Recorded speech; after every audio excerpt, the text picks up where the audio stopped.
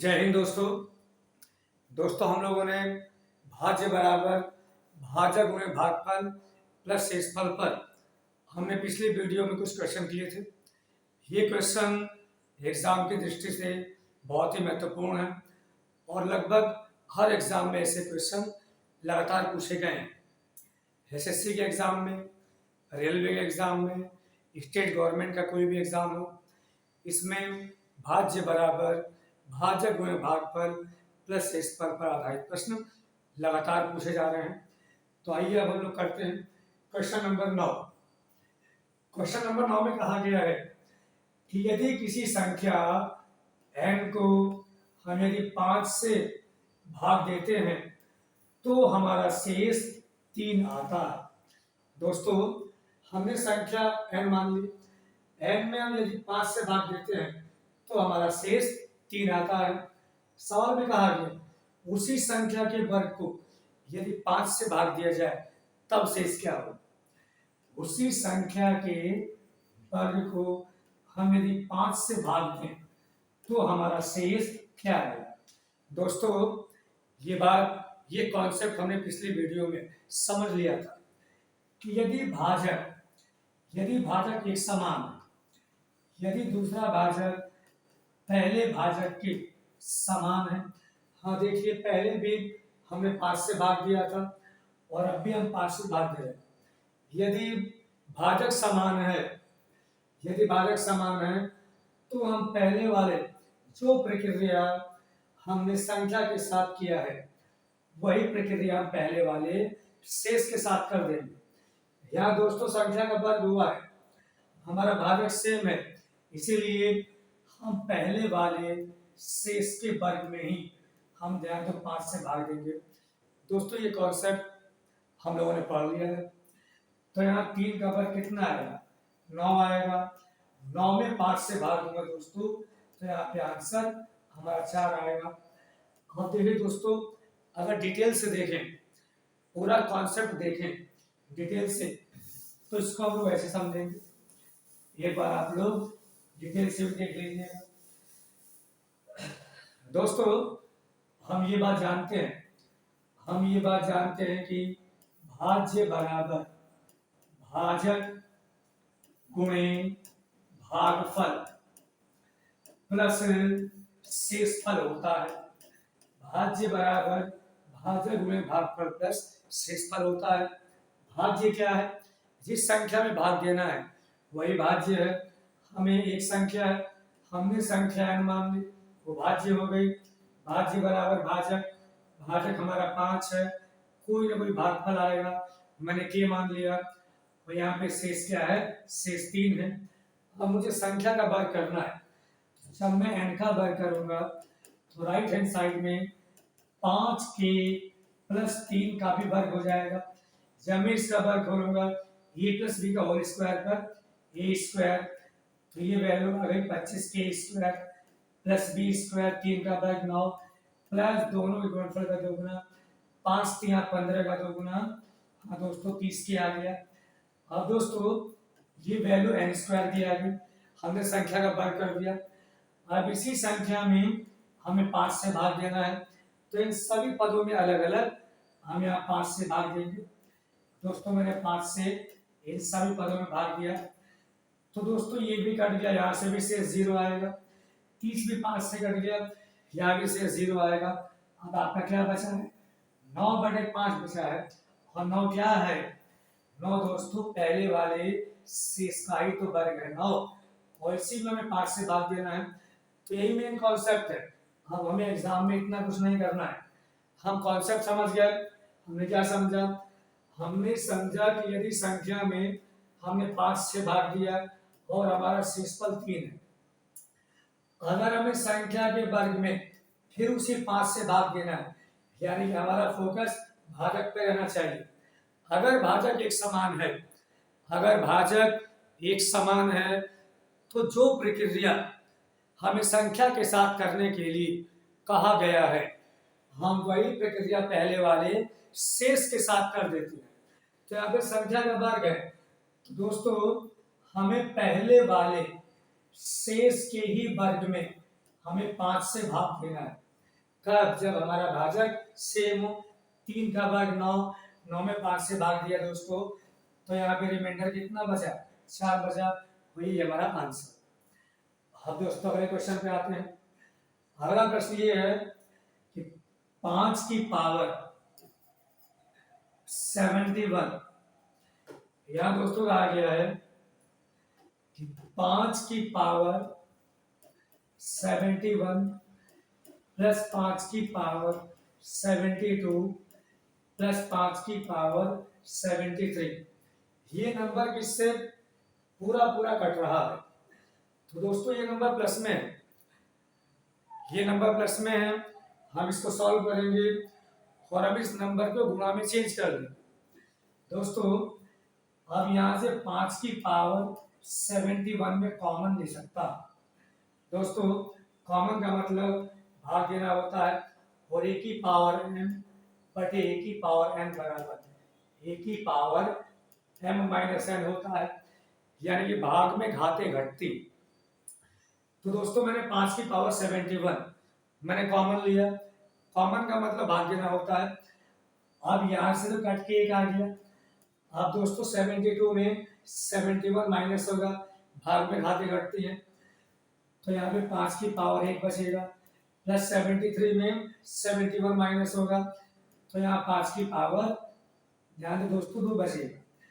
और वैसे भी आप यहाँ पे देखिए, अगर 5 की पावर हम 71 को बाहर निकाल लें तो यहाँ से बचा ये, अभी 72 था, 72 में 71 हमने बाहर निकाल दिया, 5 की पावर 1 बचा, या 73 है, 73 में 71 बाहर निकाल लिया, तो यहाँ 5 की पावर 2 बचा। अब दोस्तों सॉल्व करेंगे, 5 का वर्ग 25 और 5 30 और 1 31, तो ये वैल्यू बन गई 5 की पावर 71 और गुणे 31। अब दोस्तों यहाँ विकल्प में 31 तो है नहीं, यहाँ विकल्प में 5 भी नहीं है, यहाँ विकल्प में 155 है। हम ये बात समझ लें कि अगर मैं 5 की पावर 71 को तोड़ूं तो मैं इसको लिख सकता हूँ 5 गुणे 5 की पावर 70 और गुणे 31। गुणा में घाते जोड़ती है, 70 गुणे 71, तो मैं इसको ऐसे लिख सकता। अब दोस्तों 31 पंजे, ये वैल्यू क्या बन गई? ये वैल्यू बन गई 155, अर्थात ये संख्या 155 से पूरा पूरा कटेगा। अब दोस्तों अगले प्रश्न पे आते हैं। अगला प्रश्न ये है कि भाग के एक प्रश्न में भाजक भागफल का 4 गुना है और शेष का 2 गुना है, यदि ए और बी क्रमशः भाजक और भाज्य। दोस्तों ये बात हम लोग जानते हैं कि भाज्य बराबर भाजक गुणे भागफल प्लस शेष होता है। अब दोस्तों यहाँ पे हम समझेंगे, हमारे प्रश्न में कहा गया है, हमारे प्रश्न में कहा गया है कि ये जो भाजक है, ये जो भाजक है, भाजक किसके बराबर है? तो जो भाजक है भागफल का 4 गुना है। भाजक जो है ये भागफल का 4 गुना है, ठीक, भागफल का 4 गुना है, और यही शेष का 2 गुना भी है। भाजक कितना है? भागफल का 4 गुना है और शेष का 2 गुना है, और इसी भाजक की वैल्यू ए। यहाँ सवाल में कहा है कि ए और बी क्रमशः भाजक और भाज्य, यानी कि भाजक ए, तो मैं यदि भाजक की वैल्यू ये रखता हूं और यहां से मैं भागफल का मान निकालूं, तो दोस्तों ए की वैल्यू किसके बराबर हो गई? 4 गुणे भागफल के। तो यदि मैं भागफल का मान निकालूं, 4 ये बटे में आएगा, तो भागफल की वैल्यू हो गई ए बटे 4, और यही ए किसके बराबर है? ये शेष का 2 गुना है, यही ए जो है भाजक, ये शेष का 2 गुना है। तो अगर मैं यहाँ से शेष निकालूं तो ये ए का आधा हो जाएगा। अगर मैं शेष निकालता हूं तो ए का आधा हो जाएगा। अब दोस्तों हम ये बात जानते हैं कि भाज्य बराबर भाजक गुणे भागफल प्लस शेषफल होता है। ये दोस्तों हम जानते हैं। अब यहाँ सिर्फ और सिर्फ हमें वैल्यू को रखना है। तो भाज्य क्या है, भाज्य बी है। भाज्य बराबर भाजक क्या है, हमने अभी सवाल में दिया है कि भाजक कितना है, भाजक की वैल्यू ए रहा, उन्हें भागफल कितना है। तो ये जो भाजक है ये भागफल का 4 गुना है, तो भागफल आएगा भाजक का चौथाई। तो भाजक का चौथाई a/4, ये आ गया भागफल। और शेषफल कितना है, a/2 हमने अभी निकाला। अब दोस्तों मैं यहाँ से लघुत्तम लूंगा, तो वैल्यू बनेगी b बराबर, ये लघुत्तम आएगा 4, और ये आपका a² रहेगा, प्लस 2 से 2 बार कट गया, ये आ गया 2a।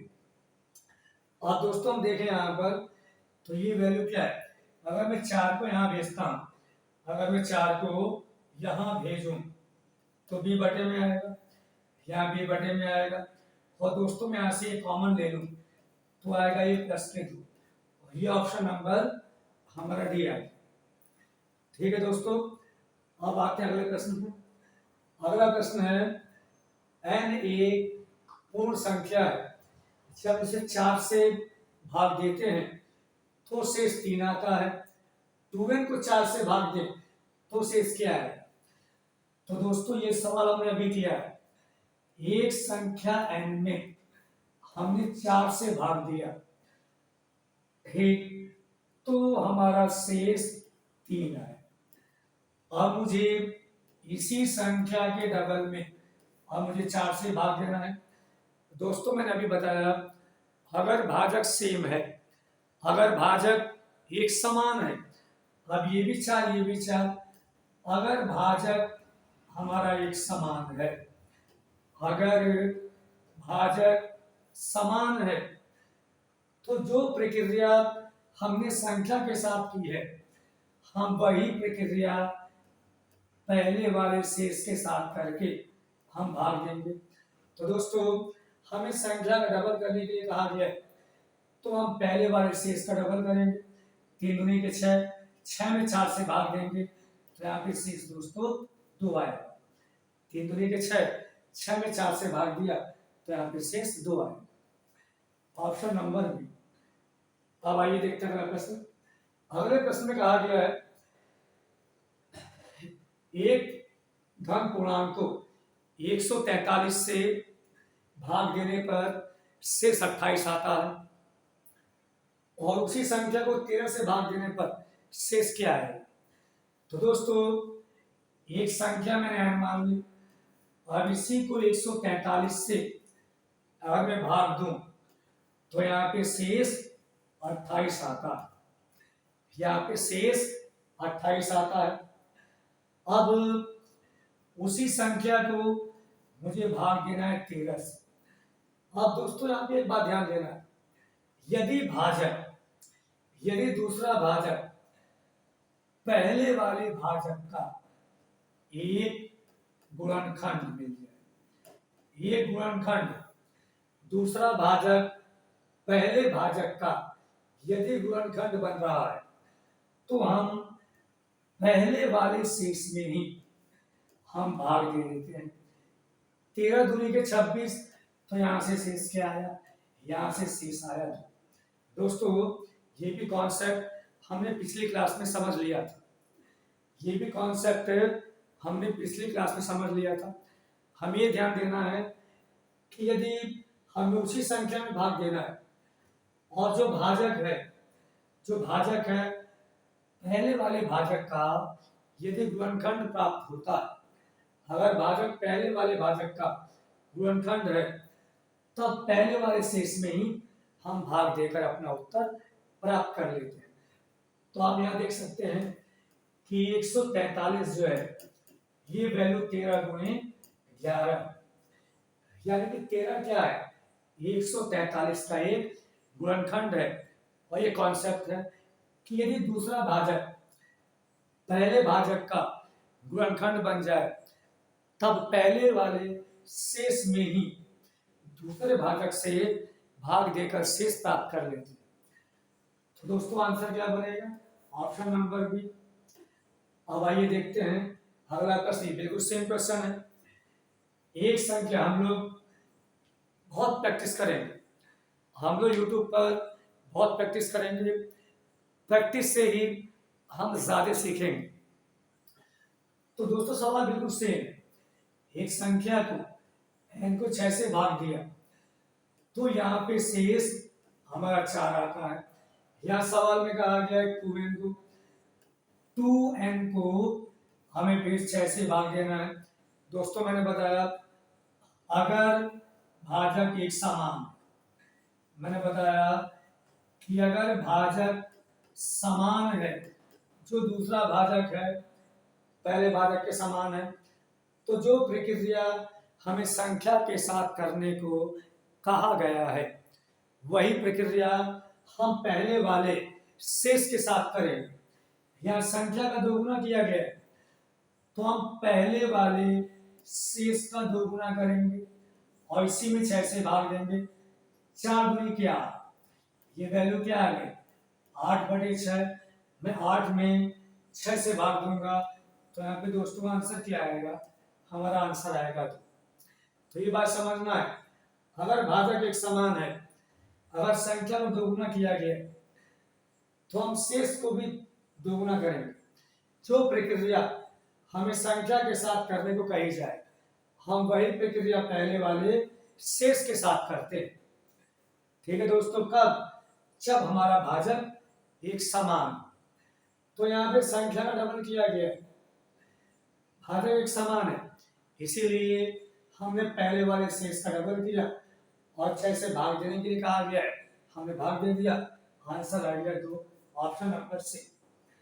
अब आइए देखते हैं अगला प्रश्न। अगले प्रश्न में कहा गया है एक संख्या n को हम यदि 7 से भाग देते हैं तो हमारा शेषफल 4 आता है। दोस्तों फिर कहा गया है कि यदि 3n+1 को 7 से भाग दे, 3n+1 को 7 से भाग दे तो क्या शेष बचेगा। तो दोस्तों यह बात समझने के लिए मैंने अभी बताया अगर भाजक समान, ये भी 7 ये भी 7, अगर भाजक समान है जो प्रक्रिया हमें संख्या के साथ करने को कहा गया है हम वही प्रक्रिया पहले वाले शेष के साथ करते हैं। तो यहाँ पे संख्या के 3 गुने में ये जोड़ा गया है तो हम पहले वाले शेष के 3 गुने में हम एक जोड़ के और फिर 7 से हम भाग देते हैं। या संख्या के 3 गुने में जोड़ा गया तो यही प्रक्रिया हम पहले वाले शेष के साथ करेंगे। 3 चौक 12 और 1 13, तो दोस्तों 13 में 7 से भाग देंगे, 7 ही करना 7, तो यहाँ पे शेष क्या है, यहाँ शेष आ गया 6, ऑप्शन नंबर। तो दोस्तों में ध्यान देना है अगर भाजक एक समान है जो प्रक्रिया हमने संख्या के साथ की है वही प्रक्रिया पहले वाले शेष के साथ करते हैं। फिर 7 से भाग दे दिया, आंसर आ गया 6। और दोस्तों अभी सवाल देखेंगे, किसी संख्या x को भाजक से विभाजित किया जाता है तो जो भाजक है वो भागफल का 4 गुना है। यहाँ दोस्तों सवाल में कहा गया कि जो भाजक है ये भाजक कितना है, तो ये भाजक भागफल का 4 गुना, और यही भाजक शेष का 2 गुना। अब यहाँ शेष की वैल्यू क्या है, यहाँ शेष की वैल्यू 80। अगर शेष की वैल्यू 80 है तो 80 दूनी 160, ये वैल्यू आ गई। तो यहाँ से भाजक की वैल्यू कितनी आ गई 160, और यही 160 क्या है, यही 160 भागफल का 4 गुना। तो अब मैं भागफल का मान निकालूंगा तो 160 में 4 से भाग दूंगा तो भागफल आ गया 40। दोस्तों एक बार भी समझेंगे, भाजक भागफल का 4 गुना है और शेष का 2 गुना है। अगर शेष 80 है सवाल में दिया है तो 80 दूनी 160, ये वैल्यू भाजक की आ गई। अब यही जो 160 है ये भागफल का 4 गुना है, अगर मैं 4 से भाग दूंगा भागफल की वैल्यू आ गई 40। और दोस्तों हमें संख्या निकालनी है x क्या है, तो x भाज्य है। भाज्य बराबर क्या होता है, भाजक गुणे भागफल। तो भाजक है 160, भागफल आ गया 40, और यहाँ शेष 80। 16 चौका 64, ये वैल्यू आ गई हमारी 6400 प्लस 80, तो आंसर आ गया 6480। दोस्तों हम लोगों ने आज बहुत ही अच्छे सवाल किए, इन सवालों का आप अभ्यास करेंगे और ऐसे वीडियो आपको लगातार मिलते रहेंगे, और आपका सारा सिलेबस YouTube पर कंप्लीट करा दिया जाएगा। तो आज के लिए इतना ही। जय हिंद।